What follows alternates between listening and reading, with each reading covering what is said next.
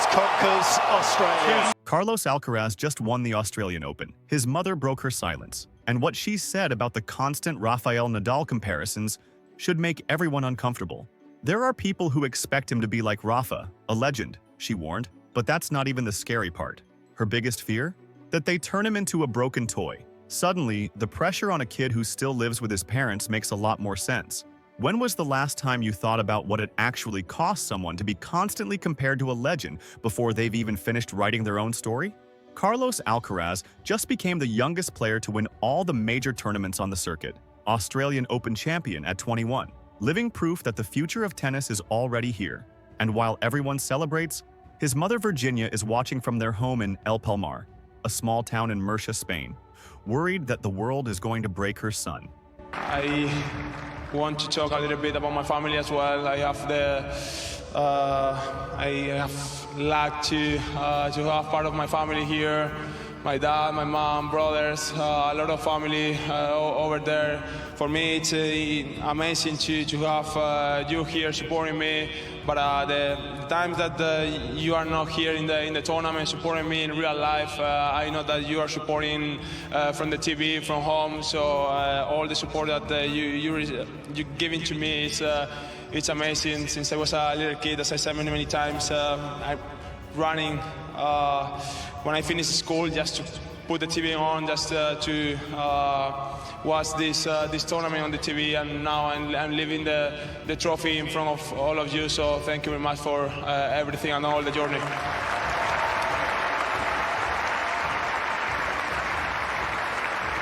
She doesn't do interviews often. She stays out of the spotlight. But in the Netflix documentary, In My Own Way, she said something that should make everyone stop and think. There are people who expect him to be like Rafa, a legend. She's talking about Rafael Nadal, obviously. The comparisons started the moment Carlos won his first big tournament, and they haven't stopped. Every time he steps on a court, someone mentions Nadal. Every victory gets measured against what Nadal did at the same age. Every loss gets analyzed through the lens of whether he'll ever reach Nadal's level. And Virginia acknowledges that being compared to Nadal is an honor. Of course it is. Nadal is one of the greatest to ever play the sport. But she also sees the danger in it. The expectations are crushing. Carlos is still in his early 20s. He's still developing as a player and as a person. And everyone is already demanding that he become a legend. Not eventually. Now. Right now.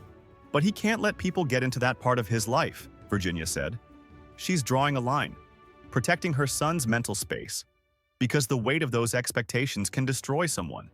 And her biggest fear, the thing that keeps her up at night, is that they turn him into a broken toy. That's the exact phrase she used. A broken toy. Something people play with until it stops working and then discard. It's a brutal way to describe what could happen to a professional athlete. But it's also accurate. We've seen it before. Young stars who get built up too fast, pushed too hard, expected to carry the weight of an entire sport before they're ready. Some of them make it. A lot of them don't. They burn out, get injured, lose the love for the game, crack under the pressure. And Virginia is watching all of this happen to her son in real time while trying to keep him grounded.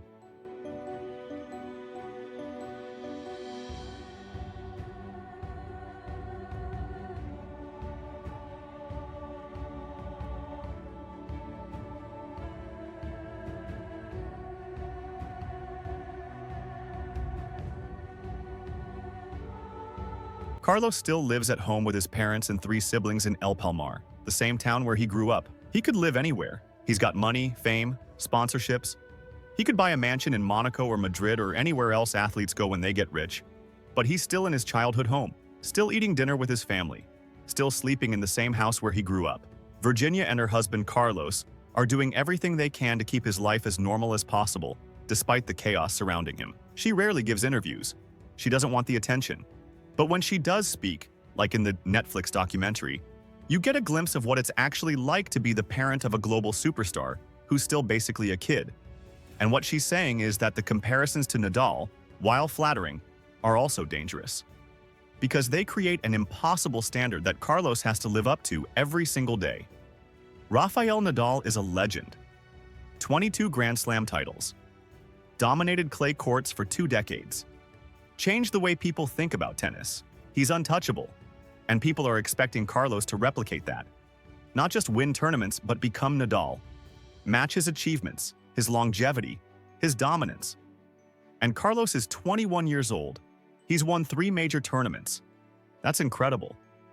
But it's not 22, and people are already getting impatient. Virginia sees that impatience. She sees the pressure, and she's trying to protect her son from becoming a casualty of it. The phrase broken toy is haunting because it implies that Carlos is something people are using for their own entertainment without caring about what happens to him. Fans want another Nadal. The media wants storylines. Sponsors want a marketable superstar. Everyone wants something from him, and if he can't deliver, they'll move on to the next thing. But Virginia and the rest of Carlos's family are trying to make sure he doesn't lose himself in all of this. They're keeping him grounded, keeping him connected to where he came from, making sure he remembers that he's more than just a tennis player. He's a son, a brother, a kid from a small town who happens to be really good at hitting a ball with a racket. Virginia is also involved in the Carlos Alcaraz Foundation, which focuses on child welfare through sports. She's a vocal member of the board. Her husband is the vice president. The whole family is invested in using Carlos's success to help others, which is another way of keeping perspective. It's not just about winning tournaments. It's about what you do with the platform that success gives you. But the comparisons to Nadal keep coming, and they're not going away. Every time Carlos wins, people say he's the next Nadal. Every time he loses, people say he's not living up to the potential. It's exhausting. And Virginia's comments in the documentary are her way of saying enough. Stop putting this impossible weight on a kid who's still figuring out his career.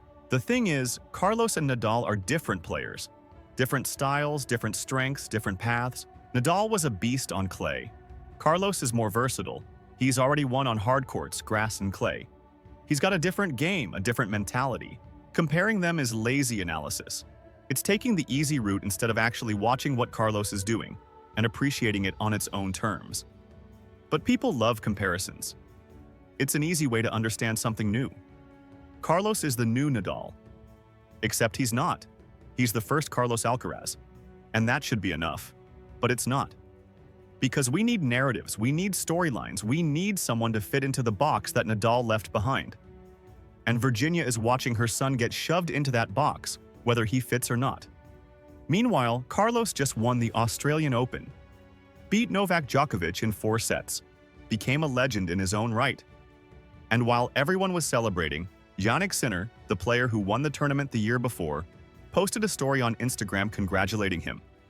It was simple, no big speech, just a quiet acknowledgement that Carlos is on another level right now. Sinner couldn't defend his title. He lost to Djokovic in the semifinals. And then he watched Carlos beat the guy who beat him. That couldn't have been easy. But he posted the congratulations anyway, because that's the kind of rivalry they have. It's not bitter. It's not filled with drama. It's 2 guys who respect each other, push each other, and acknowledge when the other one does something incredible. Sinner's gesture was classy, but it also highlighted the gap between them right now. Carlos is number 1 in the world. Sinner is more than 3,000 ranking points behind. That's a massive gap, and it's not closing anytime soon. Sinner was out for a chunk of 2025 due to a suspension. He's playing catch-up. And while he's incredibly talented, he's not at Carlos's level right now. Maybe he will be again. Maybe he'll win Roland Garros or Wimbledon and close the gap. But right now, Carlos is the guy everyone is chasing. And that brings us back to Virginia's point. Carlos is at the top. Everyone expects him to stay there. Everyone expects him to keep winning, keep dominating, keep being the next Nadal. And if he doesn't, if he has a bad tournament or loses early somewhere, the criticism will be brutal. Because once you're at the top, anything less than perfection is seen as failure. That's what Virginia is afraid of. That the pressure will become too much. That Carlos will start playing to meet other people's expectations instead of his own. That the joy he has for the game will get crushed under the weight of comparisons and demands and pressure. That he'll become a broken toy. She's not wrong to be worried. We've seen it happen. Young athletes who get built up too fast and then implode. The pressure breaks them. The expectations become impossible to meet. And suddenly the thing they loved becomes the thing that's destroying them. Virginia doesn't want that for her son. And she's speaking up to try to prevent it. Her message is clear. Carlos is not Nadal. He's Carlos, and he needs space to be that. Space to develop his career on his own terms. Space to make mistakes and learn from them without being crucified for not being a legend yet. He's 21 years old. He's already accomplished more than most players ever will. But he's still just getting started, and the world needs to let him figure out who he's going to be without forcing him into someone else's shadow. The fact that Carlos still lives at home says a lot. He's not trying to be something he's not. He's not pretending to be a superstar who's too big for his roots. He's staying connected to his family, his town, his life before all of this. And Virginia and his father are doing everything they can to keep it that way, because they know that if he loses that connection, if he loses himself in the fame and the pressure, he won't survive this. The comparisons to Nadal will continue. People won't stop, the media won't stop, fans won't stop. But Virginia is drawing a line. She's saying that Carlos needs to be protected from becoming a product, a commodity, a broken toy that people use and discard. He's a person. He's her son, and she's going to fight to make sure he stays whole. It's rare to hear a parent speak this honestly about the cost of success. Most of them stay quiet. Let the athlete handle it. But Virginia isn't doing that. She's speaking up. She's warning people that there's a human being under all the hype, and that human being deserves to be treated with care. Carlos just won the Australian Open. He's on top of the world. But his mother is looking at the bigger picture. She's seeing the long game. And she's making sure that when the dust settles, when the tournaments are over and the crowds go home, her son is still okay, still himself, still whole. Sinner's Instagram story congratulating Carlos was a small gesture, but it mattered, because it showed that even in competition, there's respect. Even in rivalry, there's acknowledgement. Sinner knows what it takes to be at the top. He's been there, and he knows Carlos is doing something special. The Italian is over 3,000 points behind in the rankings. He's got work to do if he wants to catch up. But he's not bitter. He's not resentful. He's just watching and waiting for his moment to come back. The 2026 season is just starting. Carlos is the favorite to stay number one, but Sinner isn't going away. Roland Garros is coming. Wimbledon. The US Open. There are plenty of opportunities for things to change. And if Sinner can get back to his best, this rivalry is going to be one for the ages. But right now, Carlos is the king, and Sinner knows it. Virginia's words in the Netflix documentary will stick with people, that they don't turn him into a broken toy. It's a reminder that behind every athlete, there's a family dealing with the pressure too. Virginia didn't sign up for this. She's just trying to protect her son. And her honesty is refreshing in a world where everyone pretends everything is fine all the time. Carlos is going to keep winning. The comparisons to Nadal are going to keep coming. And Virginia is going to keep fighting to make sure her son doesn't get crushed under the weight of it all. Whether that's enough remains to be seen. But at least someone is paying attention to the cost. At least someone is saying out loud what everyone else is thinking. This is incredible, but it's also dangerous. And we need to be careful. Virginia Alcaraz just said what every parent of a superstar is thinking. The comparisons to Nadal are an honor and a threat. Carlos is 21, living at home, and carrying the weight of a sport on his shoulders. If her warning made you think twice about the cost of greatness, hit that like button. Subscribe for more honest takes on what actually happens behind the wins.